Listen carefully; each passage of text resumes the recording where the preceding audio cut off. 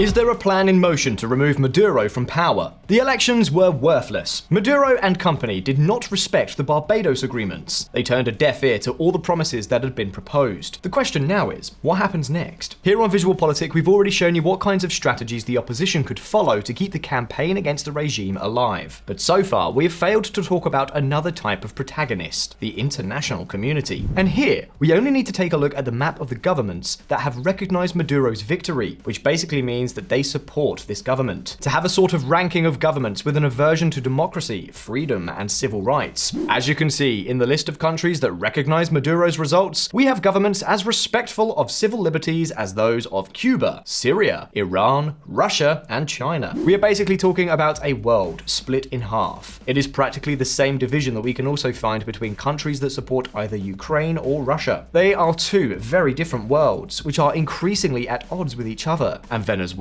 does not escape this reality. VisualPolitik community, I'm telling you this because in the last few hours, important news has been leaked. According to the Wall Street Journal and Jamie Bailey, one of the journalists most committed to unmasking the Maduro regime, Washington may be making moves to try to force the Venezuelan tyrant out. We would be talking about a plan to force a regime change before the 5th of November US presidential elections. So what is this story all about? Are we really talking about a serious plan? What would it mean for the US presidential elections? Are Brazil and Colombia helping the Venezuelan dictatorship? We're going to take a look at all this and more in this video.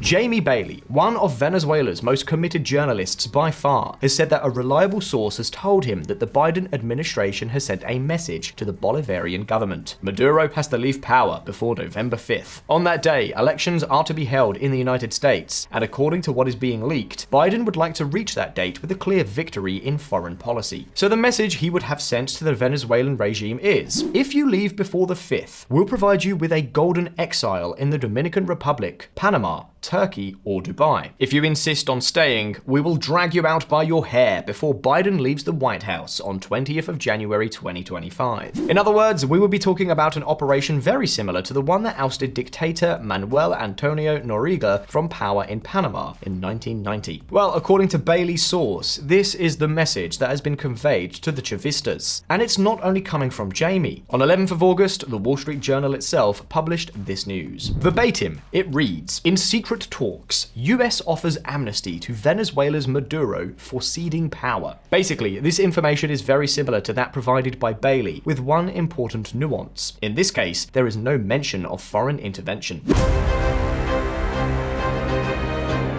According to the Wall Street Journal's sources, the US government has reportedly put a Justice Department pardon on the table for Maduro and other regime leaders in exchange for them leaving Venezuela. Don't forget that Maduro and Diosdado Cabello, among others, have a search and arrest warrant from the DEA for their links to drug trafficking. In fact, the bounty for helping to capture them is between $15 million and $10 million per head. But are we really facing the final ultimatum? Well, here we have to take into account several issues before uncorking the champagne.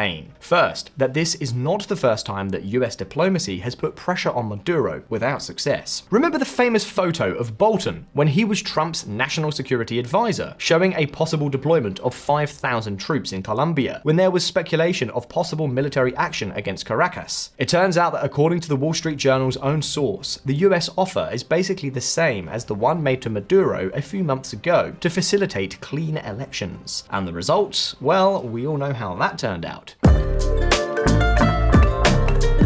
In the same vein, the WSJ itself confirms with another source that for now the regime's position has not changed at all. The bigwigs don't have any faith in the offer. They don't trust that for the better or worse. Even if they have a supposed immunity, they won't end up in jail. Second, leaving power when you are the head of a criminal group is not always easy. Many people have it in for you. And third, it's not even just about Maduro. The problem with Venezuela is that it's not a dictatorship, but basically a country governed by various factions of a large criminal group. Maduro is only the visible head. What do I mean by this? That forgiveness is not going to reach everyone. What's more, it's also unclear to what extent Washington will be willing to jump headlong into such a hornet's nest. Of course, wait a minute, because we also have another issue to consider: the departure of Biden from the White House and the November 5th election. Let me explain. Biden is not going to continue and is now giving the impression that his administration is picking up the pace to try to close many of the big outstanding issues and complete his legacy. What am I talking about? Well, first, you have the operation to ambush and arrest Ismael El Mayo Zambada, one of the world's top drug lords and one of the most wanted guys in the US justice system. Check it out. The leader of one of the most powerful and violent drug cartels, Ismael Mayo Zambada, arrested on the 27th of July in El Paso, Texas, along with the son of his former partner, Joaquin El Chapo Guzman, claimed in a letter shared by his lawyer that he was kidnapped and taken to US territory. But that's not all. Remember how Ukraine is invading Russia? One way or another, that may help to unblock the war. And it's highly unlikely Kyiv has embarked on such a venture without the approval of the Biden administration. What do we mean by all this? Well, basically, since Biden has decided not to continue in the electoral race, the US government seems to be in a hurry to get some important matters finalized, or at least revitalized. And pressure on the Maduro regime could be part of the pursuit of that legacy. On 20th of January, not only will Biden's presidency come to an end, but so will the political career of one of the most powerful guys in Washington in recent decades. But that's not all. Remember that all reports point to a 5th of November deadline given to Maduro by Biden's team. Well, this probably has a lot to do with it. The Latino swing voters who could decide the US election. Oh, the myth of Hispanics and elections in the United States. It's like the never-ending story. But, VisualPolitik viewers, it's a story that is becoming less and less of a fairy tale. Latinos count more and more. We're talking about a demographic group of more than 60 million people that has already surpassed the African American population as the second largest ethnic group in the country. In this election, more than 36 million Latinos are called to the polls. Well, traditionally, this group has leaned mostly towards the Democrats, but in recent years, that support is beginning to change. Enthusiasm for Democrats has waned, and now in this election, they could play a key role, particularly in two of the swing states, Arizona and Nevada. In these states, Latinos account for more than 20% of potential voters. And what does this have to do with Venezuela? Well, taking down Maduro would be an awesome feat for the Democrats. Harris could make a clean sweep among Hispanics, which would make her victory virtually a given. And don't forget that much of Biden's legacy depends on Trump not winning this election. As if that were not enough, Maduro's allies, Cuba, Iran, Russia, and China, are not exactly in the best place right now. So their capacity to lend a hand to their Bolivarian partner is much more limited. Cuba is economically devastated, with the biggest crisis of recent decades. Russia is now dealing with an invasion by Ukraine. Iran is about to embark on a proxy war with Israel. And China has a huge economic problem. Not surprisingly, all these conditions are very helpful. Of course, all this is just conjecture, hypothesis arising from the current political situation amongst our team, and I tell you that we hope to be wrong. We believe that, most probably, we're basically facing a new pressure strategy, with which the Secretary of State is trying to support the Venezuelan opposition without having to assume any cost. By the way, as we've seen, the Democrats may want to take credit for saying they're doing something. In fact, the WSJ's own information left a bleaker piece of news, with all the current turmoil in the world. If there is one thing that is clear in Washington, it's that they are not going to cut the ties of Western oil companies with Venezuela. I don't know about you, but it doesn't sound very combative. And the truth is that Biden is not talking about Venezuela, nor is Harris, nor Trump. The matter is not in the media. What's more, it's not at all clear to me that the Harris administration would want to inherit this hot potato, or that the Biden administration is really willing to end its term with an operation that could go very well, or terribly wrong. Biden has bragged about being the only president without any conflicts that the United States are directly involved in, and I don't know if he's really going to want to change that. The problem is that this may dissuade Maduro and company from packing their bags. Well, I hope I'm wrong about Biden's team. At least the news that has been leaked opens a door to hope that Venezuelans themselves could take advantage of. It remains to be seen how. On top of that, this news is the confirmation of something that I honestly believe is also positive. The international community is finally understanding that Maduro will not be removed with votes, that only pressure, threats, and action can free Venezuela from this heavy sentence that has brought so much pain to the country. And let's not forget the most important thing, pressure can work, because the threat obviously exists. Nicholas, are you going to risk ending up in a gringo prison for the rest of your life? In one of those terrible prisons where you would be isolated isolated and only see sunlight 1 hour a day. If I were you, I would get the hell out of Venezuela. Perhaps all this pressure could even open the door for the regime to take Maduro out itself and to try to alleviate some of the social pressure. It would not be the best scenario, but it would be a huge leap. Of course, time will eventually tell what happens because, obviously, no one, absolutely no one, has a crystal ball. So far, we have seen what arguments we can find for and against to make us think that this time Washington's bet is serious. Be that as it may, any intervention in Venezuela would need the political support of other Latin American countries, and I'm going to highlight 2 of them here. Firstly, Colombia, which is not only the neighboring country, but also, as you can see, the country that has received the most fleeing Venezuelans. And secondly, Brazil, which is still the greatest power in all of South America. Well, curiously enough, these 2 countries have presidents who have been relatively close to Maduro, and who are also today, along with AMLO, the main reference of the left in Latin America. Well, until recently, images like these were completely normal. These days, of course, things have changed. After the cooked-up elections, and particularly after the enormous repression unleashed in Venezuela, Maduro has become a real outcast in Latin America. In fact, only 4 countries in the entire region have recognized the regime. I'm talking about the great bastions of democracy, such as Cuba, Nicaragua, Bolivia, and Honduras, the best of the best. The fact is that the current situation has also caused the 2 presidents we are talking about to set a certain distance. Lula opposes alarmism about Venezuela and says he is waiting for the voting records to be released. Petro says there are grave doubts surrounding Venezuela election and calls for transparent scrutiny. It seems that with all their current problems, they are afraid of a new wave of Venezuelan emigration, among other things because that would further increase some recent problems. Overburdened health services, rising prices, increased housing shortages, and the proliferation of criminal gangs and drug traffickers. These would certainly not be good things for their governments. Unlike Cuba, for example, which never encouraged emigration, the Venezuelan regime has been clear that the open doors were a means of oxygen for its own control of the country. Because of course, logically, it is usually young, energetic people with a future ahead of them who tend to take to the streets to protest against tyrants. This is something we have seen, I dare to say, in each and every pro-democracy movement in recent decades. The problem is that millions and millions of young Venezuelans have left the country, which in a way has become a kind of shield for the regime. A shield for the regime, and at the same time, a tense social bomb for other governments. So in practice, the only one who remains faithful among the faithful is AMLO, whom many media outlets portray as the great role model of prudence, moderation, and employment. As if that fits with the brutality of the Bolivarian revolution.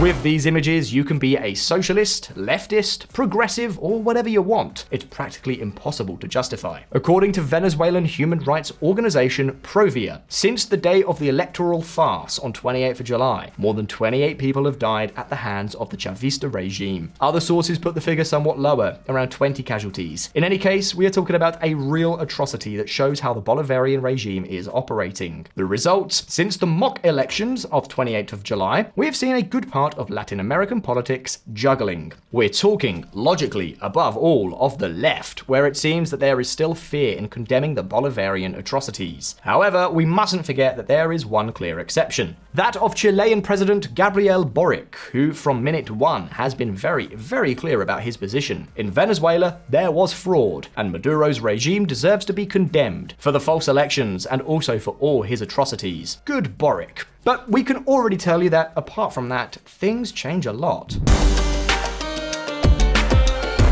Since Hugo Chavez came on the scene at the beginning of the century, almost everything that is left-wing in the region, in one way or another, has been associated with the Bolivarian movement, which is perfectly logical. Traditionally, the Latin American left has been largely favorable to Chavismo. They even continued to be so after this movement had already brought out its more authoritarian side. What made Chavismo become the great political spectre of Latin America? If you're on the left and you're doing well in the polls, you'll always be associated in one way or another with the aura of Chavismo political influence. This is precisely what happened to the current presidents of Brazil, Colombia, and Chile. Olhem para onde estão indo esses países. A Venezuela, o Lula fez campanha pro Chávez lá atrás e para Maduro também. Até chegou a falar certa vez, pode faltar tudo na Venezuela, menos democracia. Olhe como é que está o povo da Venezuela. Esto no es una migración normal. Escapan de una dictadura y de un régimen del terror que algunos aquí apoyaron. Entiendo que Gabriel se desdijo de lo que había puesto en un Twitter cuando celebró a Maduro. Cuando celebró a Maduro dijo, compañero, ustedes lo castigan por ser obrero. Ese es el mismo modelo que tú has planteado, es lo mismo que decía Chávez. Es igualito y es lo mismo, y mira cómo terminó Venezuela. What is surprising is that despite the dismal results, the immigrants and the violence, much of the Latin left has maintained its ties, or at least its view of the revolution. But, of course, there has come a point where things have gotten out of hand. The crisis, poverty, corruption, and repression have reached such a level that the Bolivarian regime has been losing many, if not the vast majority of these supporters. Let's just say that the Bolivarian revolution has gone from being a role model for a large part of the Latin American left to becoming its worst nightmare. And here, Boric's example is very clear. But let's not get sidetracked. We were talking about the role that Brazil and Colombia may play in the alleged plan, linking the White House to a direct ultimatum to Biden. Because understand one thing for sure, it is virtually certain that Washington would not launch an intervention in Venezuela if it is not backed by Venezuela's neighbors. And believe me, Maduro and company know that. That is why what happens with Brazil and Colombia is so important. So let's take a look at the position of each of these countries. For Luiz Ignacio Lula da Silva, the Venezuelan landscape has always been more, let's say, relative. He is more lukewarm to Chavismo than a picture of a bonfire on a screensaver. In fact, one of the first things he did when he regained power in January 2023 was to restore relations with Caracas that Bolsonaro had broken off years earlier. Nicolás Maduro even made a state visit to Brasilia, and everything seemed to be back to normal. And it remained that way until suddenly the drums of war with Guyana began to beat. We talked to you at length about this issue here on VisualPolitik, and now the situation has taken another unexpected turn. Eu fiquei assustado com a declaração do Maduro, dizendo que se ele perder as eleições vai ter banho de sangue. Aí o Maduro tem que aprender. Quando você ganha, você fica. Quando você perde, você vai embora. Although Lula has never really cared about the Bolivarian rampages, he may now have seen a triple play. First, to avoid a new wave of refugees. Second, to gain influence by becoming the region's major international benchmark, something that Lula has always loved the idea of. And third, to be able to truly influence the future Venezuela free of Chavismo. Brazil is a very large country, very populous, and the largest economic power in the region. So of course, losing Lula's support would be a hard blow for the dictatorship. The problem is that not everyone in the Brazil's Workers' Party, which is Lula's party, is willing to play that role. In fact, many leaders of this party have come out to publicly endorse the dictator Maduro without mincing words. It is these things that could in fact explain the inconsistencies, the constant contradictions, and the comings and goings of the Brazilian president. In fact, and I want to be clear, if anyone expects Lula to be a true ally for the Venezuelan democratic cause, let them continue to sit and wait. I doubt it will happen. And then we have Gustavo Petro, another one that is not sure which way to go. On the one hand, he tells you this. A la señora María Corina y a otros previamente se les inhabilitó para participar de campañas electorales por autoridades administrativas. En Colombia pasa lo mismo. Aquí, como una especie de doble moral, atacamos lo que hacen allá porque indudablemente es un golpe antidemocrático. And then he does this to you. Colombia abstained from voting in the OAS so that Venezuela would reveal the records of the elections. Its position was crucial. And all this while the Colombian Foreign Ministry is going in a completely different direction. In fact, even the most radical Chavistas began to denounce the Colombian Foreign Minister as an infiltrator of imperialism. ¿En serio, señor canciller? ¿En verdad? ¿Quién lo mandó a usted a declarar eso? ¿Su presidente de Colombia o su presidente de Estados Unidos? ¿Para quién trabaja usted? Porque ¿quién le da derecho a usted a hablar de transición en Venezuela? After letting Venezuelans down in the vote of the Organization of American States, Petro asked for proof of the result claimed by Maduro to be handed over. Good luck to anyone trying to understand him. VisualPolitik community, the Latin American left's relationship with Chavismo never ceases to be a real soap opera, a love-hate story that never seems to end. At least now rejection seems to be winning out over love. But stop, let's think coolly and answer this question. Have you stopped to think that maybe the fact that some left-wing governments are asking for the minutes is not a position against Maduro, but rather a cable for the regime?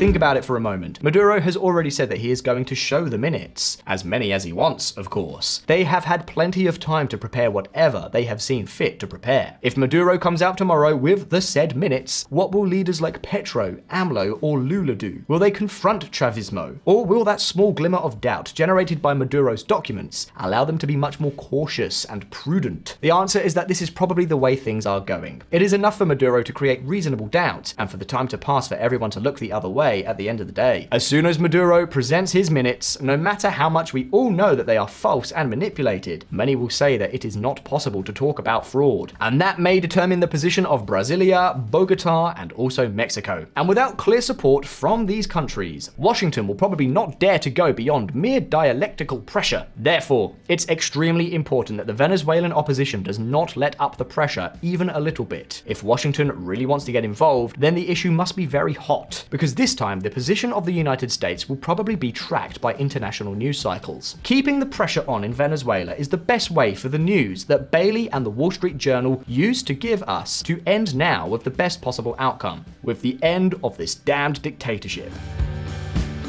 Brazil and Colombia are called to play an important role. Let's hope that they don't end up being the great accomplices, once again, of Chavismo. But for now, it's your turn. What do you think is really behind the Latin American left's back and forth on Venezuela? Why do you think they are so ambiguous? What are their interests? Will Chavismo become a problem for regional leftist leaders? Well, leave us your opinions below in the comments and let's start a debate. And very important, if you liked this video, hit the like button and subscribe to VisualPolitik if you haven't already done so. As always, thank you very much for being there. All the best. I'll see you next time.